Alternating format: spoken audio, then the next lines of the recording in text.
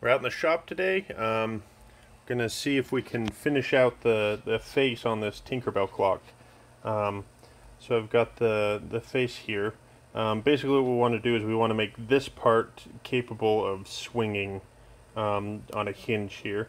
That provides the challenge, of course, of cutting as perfectly as I can along this line here all the way around to release it so that I can hinge it, basically.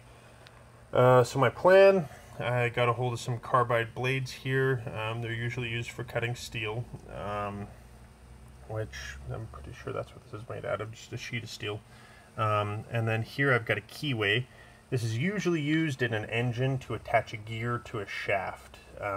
It provides, basically, the shaft will have a little notch cut in it that's square, and then this will basically stick halfway out, and then the gear will have an equal little notch. And this, basically, you shove it in between them, put the gear on, and it will it'll keep them in sync.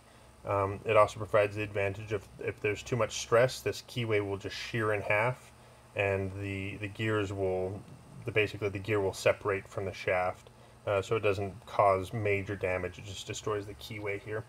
So what I've done is put a hole through it. I have plans of basically welding this drill bit in place on the keyway. Then I've used my trusty little digital caliper from Harbor Freight here to measure the exact distance. This is 7 7/8 from edge to edge. So I've measured half that from halfway through the drill bit there over to the other side here.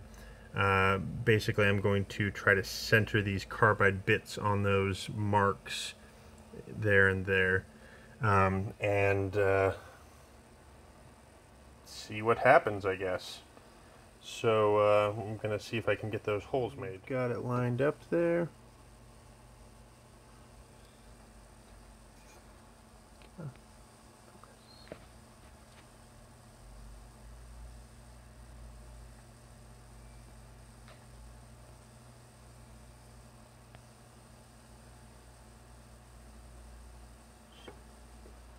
Pretty close to perfect there.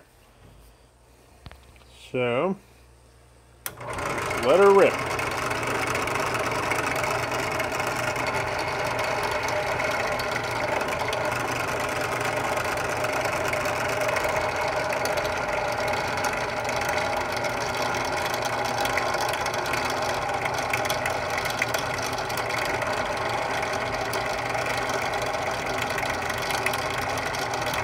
Yep, trying to wander. Let's try it again.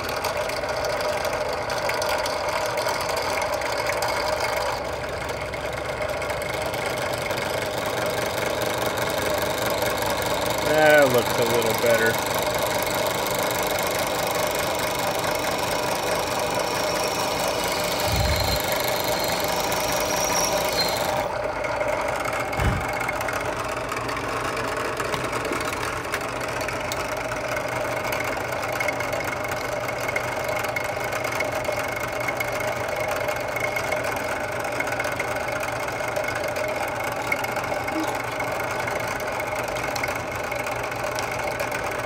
Maybe I didn't have any.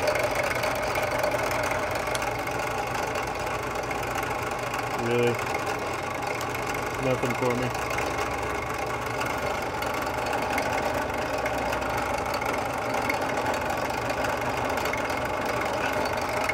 Not feeling the love today. There we go. Some transmission fluid will probably work.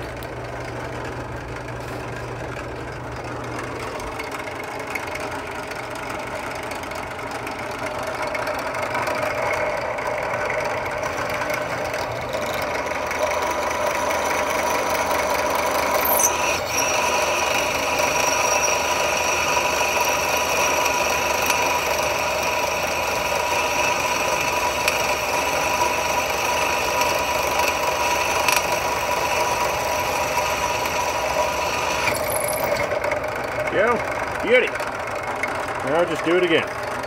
Now we can tap them. And that hole is significantly smaller than what I thought it was. So So I might have to just re-drill those out a little bit more and then run this tap through. That'll make it so I can put my screws in. The holes have been widened slightly, and it's now time to get to tapping. Basically, I'm going to put this puppy in, apply pressure, keep it straight up and down, all that other stuff, no wobbling, and then turn it.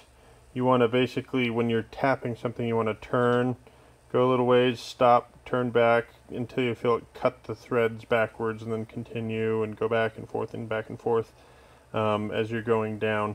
Basically what will happen is the little channels on the tap here will start filling up with metal shavings, and it'll start binding and effing up your threads and other stuff.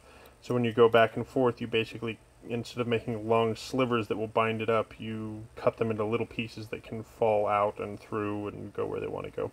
But anyways, I'm going to do that. Due to the fact that carbide bits are actually pretty fragile, they're very, very, very hard, but they are brittle as all get up.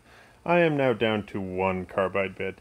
So we're going to see what's going to happen. My threading attempt was not bueno. Basically, those are metric screws. I tapped an SAE hole, and yeah. So I got this, which is small enough to fit through the carbide bit and the hole, and it's got a nut on the other side. And definitely OSHA approved.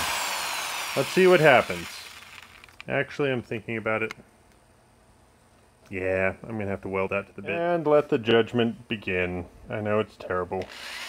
But it works, probably. We'll soon find out. So here I would normally be having the footage of me cutting out the clock. Unfortunately, the video didn't come through. Battery died and the clip just nuked itself rather than stopping where it was. So I don't actually have any picture of it. It was mostly just the bit thingy I built flailing around, chopping little bits of metal off, helter-skelter, until finally I got far enough through to kind of push out parts, and the other bits I used a razor knife to cut through. Once I did that, then of course continuing on, we'll see in the next little segment here. But anyways, unfortunately I don't have any footage of that. It took like probably 5-10 minutes though, and it was mostly just boring.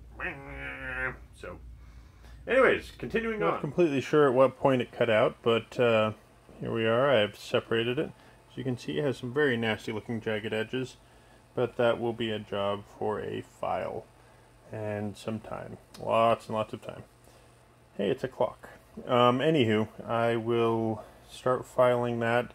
Plan is probably to use some sort of adhesive to attach the hinge to it. As you can see, the blade got a little bit out of the path that I wanted it to be on, but it should be okay. Once we get it cleaned up and hinge, we'd need a little clearance anywho. Anyways, we'll get back to it after that.